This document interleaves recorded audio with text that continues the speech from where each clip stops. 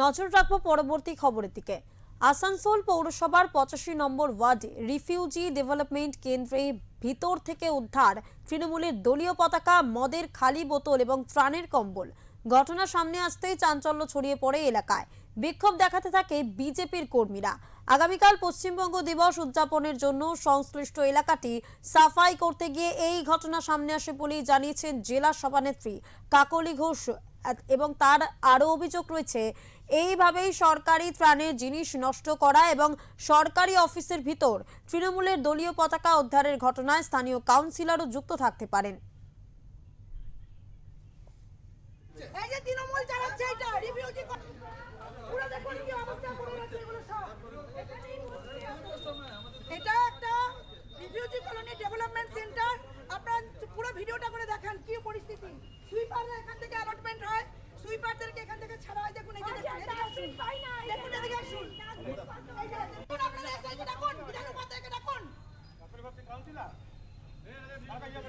মজা পেয়েছেন? পুরো জঙ্গলে ভর্তি হয়ে গেছে প্রত্যেকটা নর্দমা, লাইট নেই, রাস্তাঘাট খারাপ।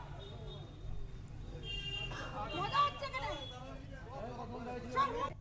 একটা ডেভেলপমেন্ট সেন্টার, তার পরিস্থিতি আপনারা দেখুন। লাইভে চালান এগুলো দেখুন কি পরিস্থিতি। টিএমসি পুরো এখানে পতাকা দেখুন, পুরো টিএমসি। একটা সরকারি জায়গায় কখনো এরকম ভাবে টিএমসি পতাকা থাকতে পারে? আপনাদেরকে জানাচ্ছি দেখুন কি পরিস্থিতি। এরা কি উন্নতি করবে? এই ঘরটা যদি এরকম পরিস্থিতি থাকে, লাইট নেই, জানলা ভাঙা, দরজা নেই, আপনারা ঘুরে ঘুরে সব দেখুন। কেন আমরা আজকে এখানে এসেছি? এই কারণের জন্য। এই যে অরাজকতা চলছে। আগামীকাল 20শে জুন পশ্চিমবঙ্গ দিবস পালন করার জন্য এখানে পরিষ্কার করতে এসেছিলাম। তারপরে এখান থেকে যখন এখানে যারা আছেন সুপারভাইজারের দায়িত্বে, তাদেরকে বললাম এটা পরিষ্কার করুন। তো পরিষ্কার করতে গিয়ে রুমটা খোলা ছিল, refugee colony infrastructure development centre, ওটা খোলা ছিল। গিয়ে দেখছি ওখানে ভেতরে পুরো ডাস্টবিন গুলো পড়ে রয়েছে।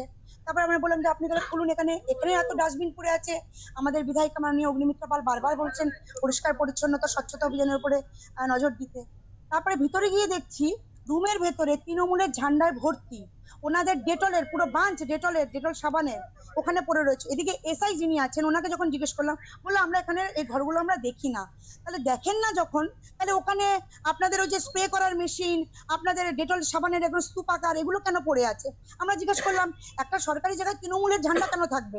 এই করতে করতে আমরা যখন স্বাস্থ্য কেন্দ্রের পেছনটা গেলাম, দেখছি ড্রেনের মধ্যে পুরো বাংলা মদের পুরো বোতলে ভর্তি। আপনারাও দেখেছেন এইটা। শুধু তাই নয়, একদম স্বাস্থ্য কেন্দ্রের পাশেই, মানে 2 পা এগোলে পরেই একটা ওখানে জলের ট্যাঙ্ক রয়েছে, রিজার্ভার রয়েছে।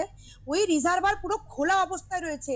যে কোনো সময় এখানে গরু চড়ে, মোষ চড়ে, ছাগল চড়ে, বাচ্চারা আসে এখানে স্বাস্থ্য কেন্দ্রে দেখাতে।